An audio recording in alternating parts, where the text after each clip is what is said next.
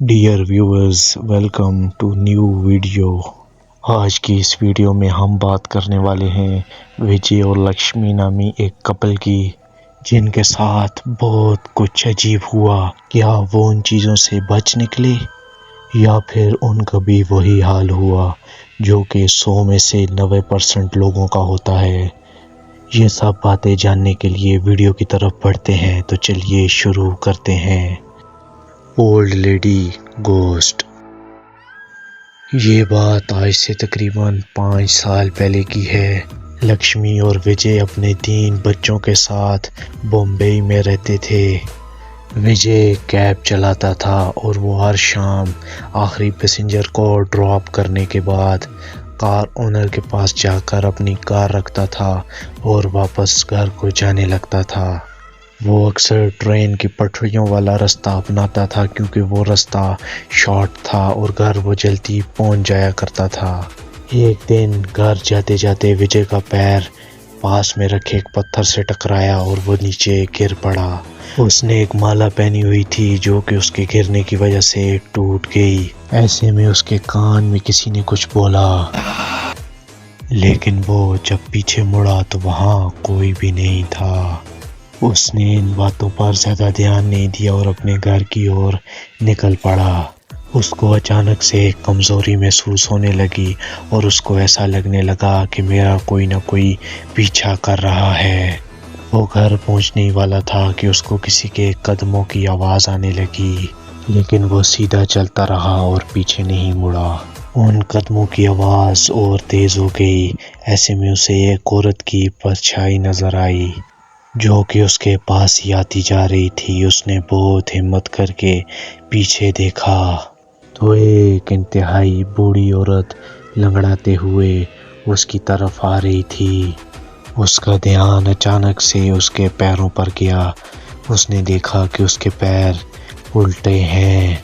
वो समझ गया कि ये एक चुड़ैल है। वो भागता हुआ अपने घर की ओर गया।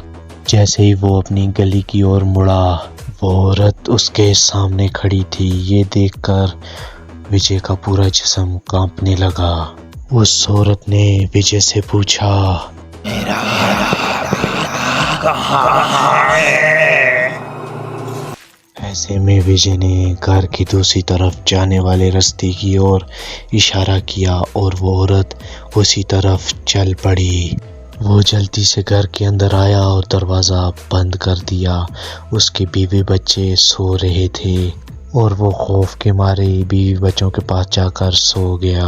अगले दिन उसने देखा कि उसकी बीवी काफ़ी डरी हुई थी और उसको बहुत तेज़ बुखार था। वो कुछ बोल रही थी जब विजय ने ध्यान दिया।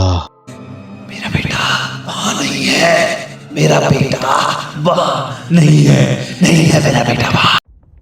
ये सुनकर विजय को समझ आ गई कि मेरी बीवी भी उसी चुड़ैल के कंट्रोल में है। विजय ने बिल्कुल देरी न करते हुए पास वाली मस्जिद से एक मौलाना साहब को बुलवाया। वो जब घर आए तो विजय ने सारी बात उनको बताई और वो उस लड़की की जांच करने लगे। मौलाना ने लक्ष्मी से आहिस्ता से पूछा कि कल रात क्या हुआ। उसने कहा कि जब मैं रात को उठी तो मैंने देखा कि दरवाजे के सामने एक बूढ़ी औरत बैठी हुई है और उसने अपना सर झुका रखा था। जैसे ही लक्ष्मी ने उसे देखा तो वो उसकी तरफ पलटी और वो एकदम से बोलने लगी। उसकी आवाज़ सुनते ही लक्ष्मी के सर में एक दर्द उठा और वो वहीं पर चक्कर खा के बेहोश हो गई। और इसके बाद उसे कुछ जांच नहीं। जब मौलाना ने पूरी जांच पड़ताल कर ली तो उन्होंने विजय और लक्ष्मी को बताया। वो बूढ़ी औरत एक रूह थी। उसकी और उसके बेटे की मौत रेलवे ट्रैक पर हो चुकी थी। वो उन्हीं पटरियों पे अपने बेटे को तलाश कर रही थी। वो इत्तेफाक से विजय का पीछा करते करते उसके घर तक पहुंच गई।